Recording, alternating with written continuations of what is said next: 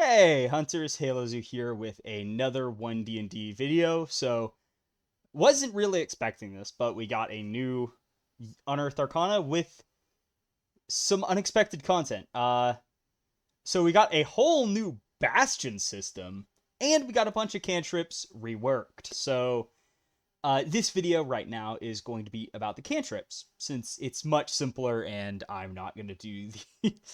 As you can see, there's a lot of pages to go over with Bastions. It's going to take a while. But overall, just preliminary, going to say Bastions are cool. Some of it might need tuning, but for a first pass, it's actually really fun and cool.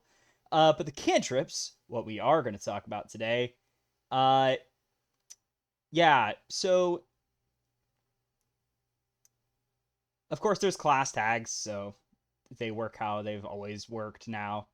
And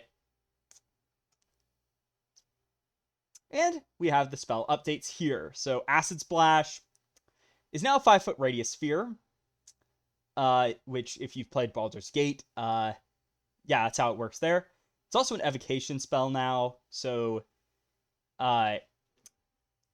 it's basically, in a way, just a way to like kind of unify the thing, where and kind of get rid of some of the old lingering stuff of, wait a second, this is conjuration, not evocation. So yeah, it's fine. Blade Ward is now a reaction that imposes disadvantage on the creature's melee attack roll. Oh boy, is that a good one. That one might be too good, actually. Chill Touch is now a touch spell, but its damage has been increased, but it loses the undead specific effects. Friends. Now force target to make a save against being charmed briefly. Honestly, yeah. Poison Spray has a range of 30 feet rather than 10. It's an attack roll rather than saving throw, and it's a necromancy spell. Breeze Flame is a bonus action, but the attack is still an action. The range is the light is now 20 feet, and the attack's range is 60 feet, and it can target creatures or objects. Which, honestly, that last change, that's kind of an odd one. That's like, wait, it didn't do that before? It works like you think it should. Shillelagh now actually scales up, and it can do force damage instead of the normal type. That's great. A very well-deserved change. Not what I would have done, but it's fine. Shocking Grasp now only shuts down opportunity attacks, as all reactions they felt was a bit too powerful. And it no longer cares about if the target's wearing metal. Sad, but yeah, understandable. As fun as it is, yeah. Spare the Dying is now ranged, and the range increases as you level up, and is on the Druid spell list. But it has been nerfed from the previous time we saw it, where in Playtest 6, actually, it restored 1 hit point to people. That has been removed, but I would rather have the range. And True Strike is now an attack with a weapon that uses spell mod rather than strength or dex. So very cool. So here we have Acid Splash. It's still the D6 on a dex save, but it's a 5-foot sphere. So Acid Splash, I think, overall great. I might actually want to pick it now. Even if choices are still a bit limited for the most part, it is nice to get that, hey, I can hit enemies into AoE. And this one is much better because, like, yeah, you can hit more targets potentially. And the old one kind of felt like it was a mini chain lightning rather than like a splash. So this, a good change. Even if a 5-foot sphere isn't as good as, like, well, 5-foot radius isn't as good as a 15-foot diameter would have been, but it is what it is. Blade Ward, oh boy. So yeah, basically whenever you can use it as a reaction to getting attacked, which is very powerful. Because basically, it's Uncanny Dodge, the cantrip. So, yeah. That one's gonna be... I don't know if that one's gonna make it. Mostly because it feels like granted, Blade Ward really sucked. This is actually worth taking. But I'm concerned it might be too good as a constant source of defense.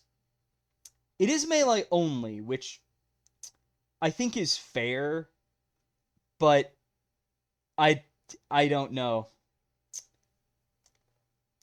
There might be another design. This one might be too good because you can constantly cast it and give enemies disadvantage. Chill Touch, not the biggest fan of it because it was nice having the range. I think the secondary effect going away, fine. But I would have liked if they made it where Chill Touch was melee or ranged instead.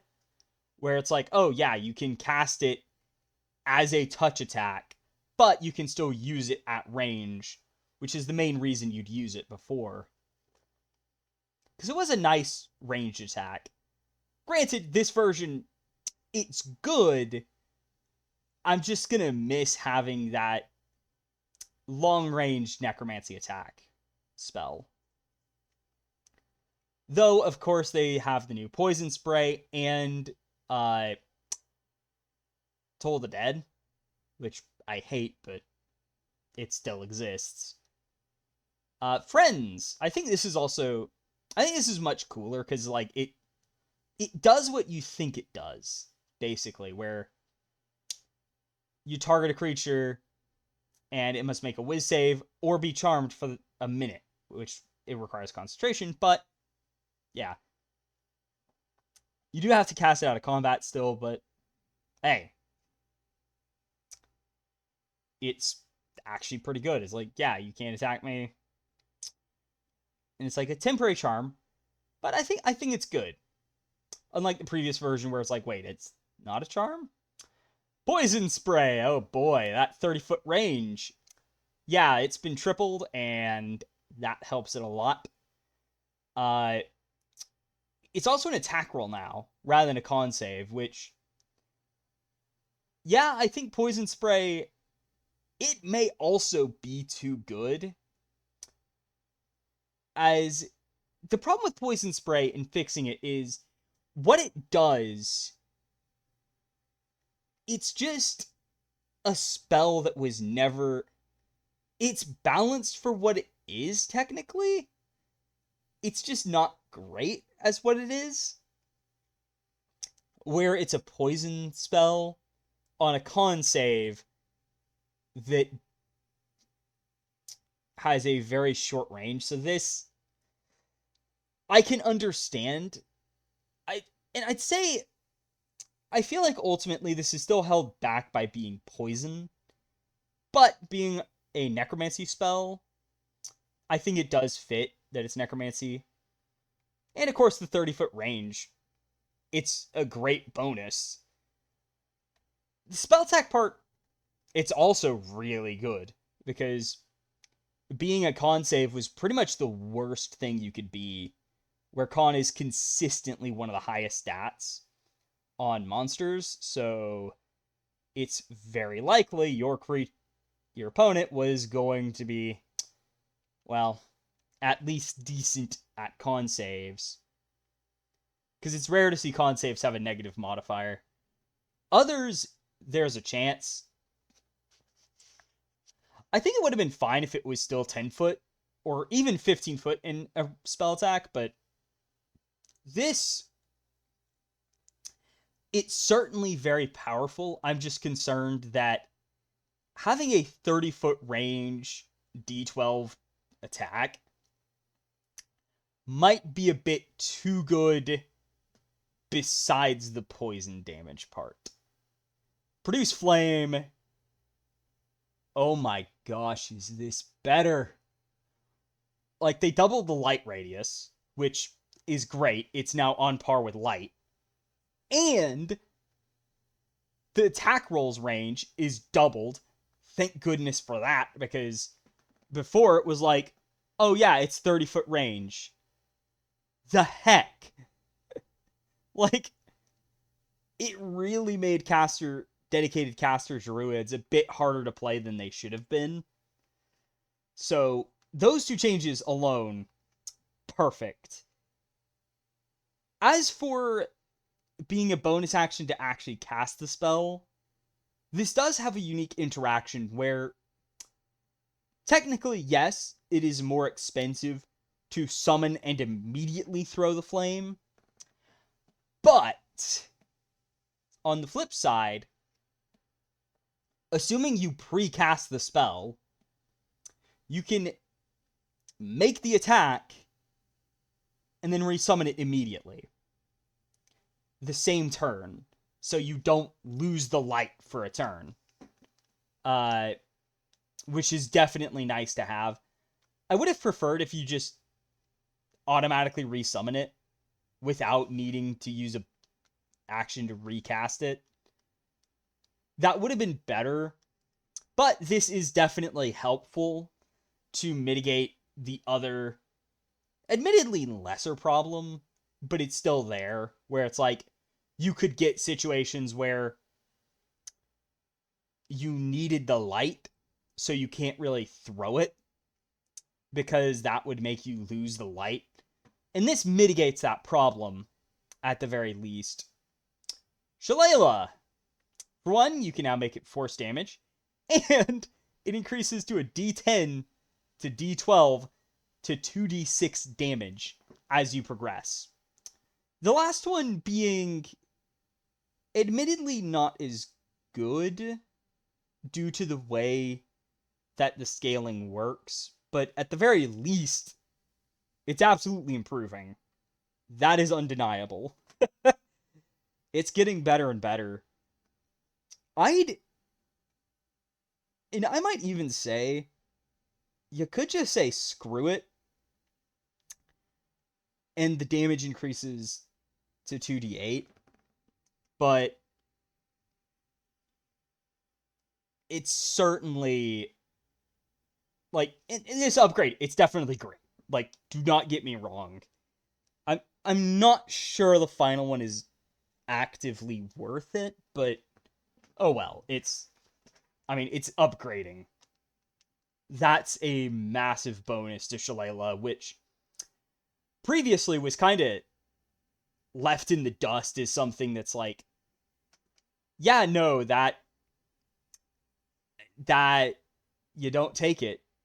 Like, at first level, it's great. Beyond that, not really, unless you circle a spores, in which case you can use it up to 17th, and at which point you just abandon it because it's terrible.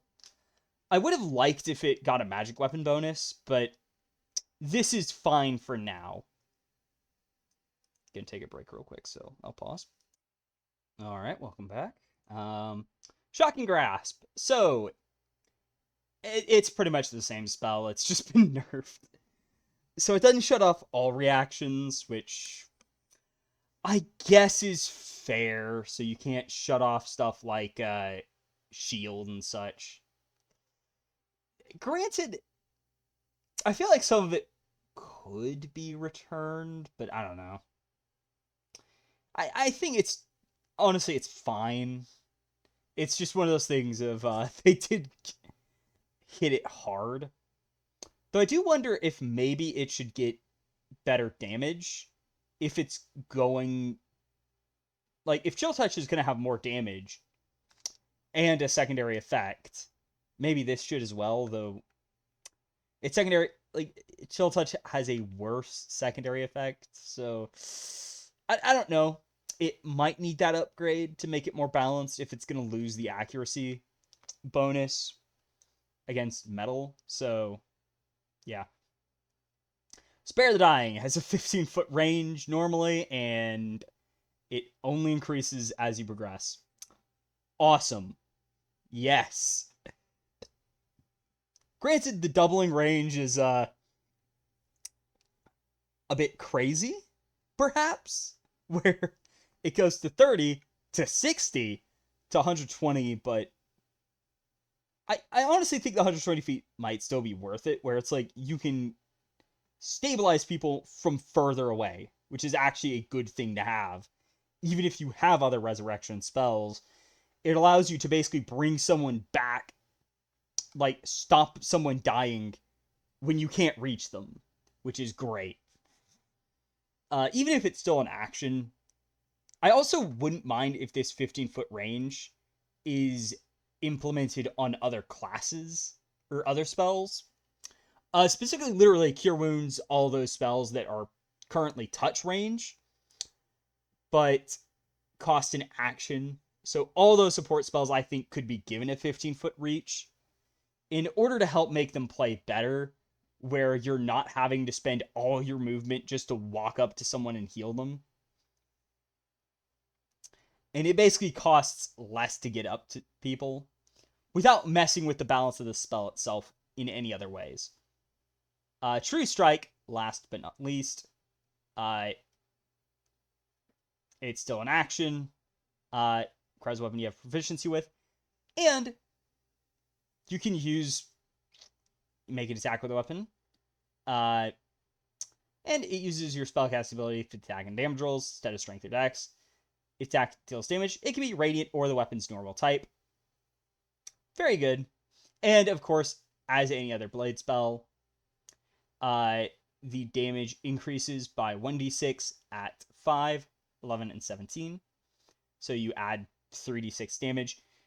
My one problem with this is that occasionally you're going to have issues with how it doesn't work with extra attack, which unfortunately means it doesn't play nice with the two builds that want this the most, which is on the Bard.